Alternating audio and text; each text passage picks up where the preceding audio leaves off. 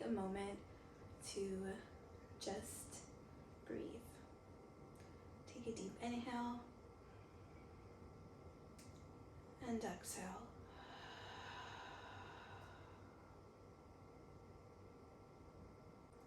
So I'm someone who has a very unhealthy relationship with motivational, inspirational videos.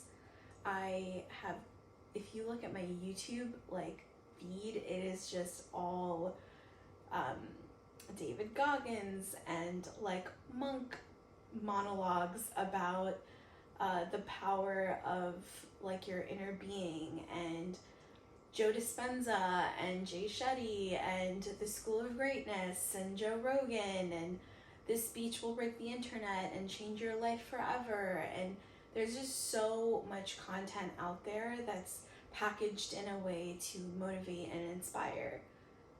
And I'm one of those people that will wake up and before I get out of bed, watch a couple of those videos to try to uplift me so that I can go about my morning. But what ends up happening is that I'll stay in bed for an hour, sometimes more, just listening to these really amazing motivational speeches and feel like complete shit after.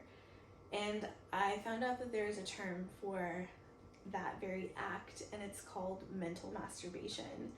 And when I heard this term, it kind of blew my mind because I didn't know that there was a phrase for that feeling that you get. And once I heard mental masturbation, I realized, I was like, that is what I feel.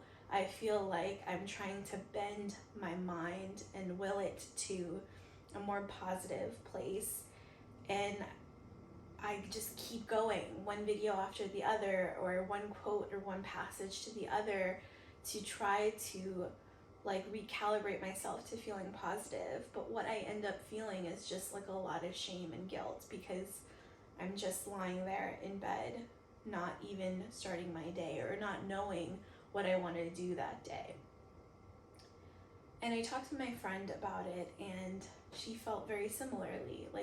We are the type of friends that constantly send each other videos that we find really inspirational, and there's nothing wrong with that content.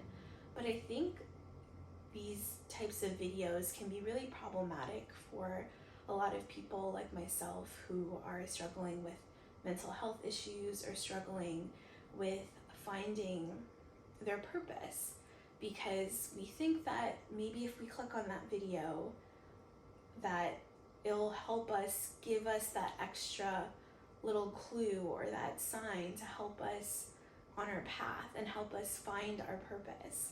But it rarely ever does. As someone who's consumed thousands and thousands of those videos, they just don't bring that clarity into life. What it does is just bring a lot more clutter. And what I tend to feel when I watch those videos is feel more uncertain, more lost, and more confused. And I feel like it doesn't feel good to watch those things because it makes me feel even more like a piece of shit, or it makes me feel more unaccomplished. And I really started thinking about what does motivation for self look like truly. And the number one thing is, if you do watch a lot of these types of videos about discipline, a lot of the times they say discipline is always what's more important than motivation. Motivation can't sustain a feeling. We can't motivate ourselves to a life that we want. We have to choose discipline or choose consistency. Those are the things that really help us move slowly but surely to the things that we want in our lives. And I started realizing that I didn't want to feel that feeling that I felt every single day after watching all this content. So I started doing the exact opposite. I stopped watching those videos. I decided that every time I really, really wanted to watch one of those motivational videos, I'll sit down in silence for 30 minutes. Something I do know to be true, not just from watching videos, but just through internal exploration, is that the answers that we seek are truly within ourselves. They really are. We're looking for a person to give us permission. We're looking for a video that will give us permission, or a quote that unlocks something in us and gives us permission to be the person that we want to be, or create the life we want to create for ourselves. But the truth is, you don't need any of those videos. You don't need to save another quote or hear another speech. What you do need is to just sit in silence and try to unravel every single thought that you have, like you're trying to unravel this very, very intricate ball of wires that are so incredibly tangled. And you just have to start with one and start loosening them little by little and untangling the web that's inside of yourself.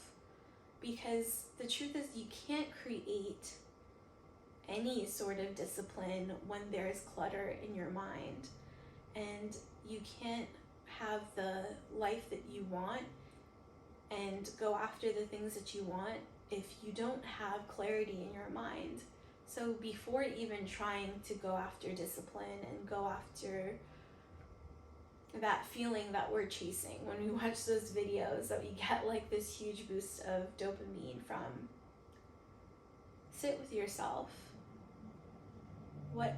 Think about and ask yourself, what is the thing I'm running away from? What am I distracting myself from? Because chances are the thoughts that you have in your mind are the ones that are really trying to tell you something, give you a message. Those are the things that are there to truly unlock your purpose. That inner voice is what tells you which way to go, right or left. And sometimes we're watching these videos in order to get a sign on, like, okay, this worked for that person's journey, so I should go right because that person went right. But in truth, that's not what was meant for you. So how do we authentically apply these things to our life? I realized mental masturbation was so detrimental to my mental health because I was relying so heavily on these external voices to make me feel something. But at the end of the day, it just made me feel numb. And I really wanted to gain that control back. And that control felt very uncomfortable. And for me, it looked like just sitting. Sitting with my thoughts was the scariest thing.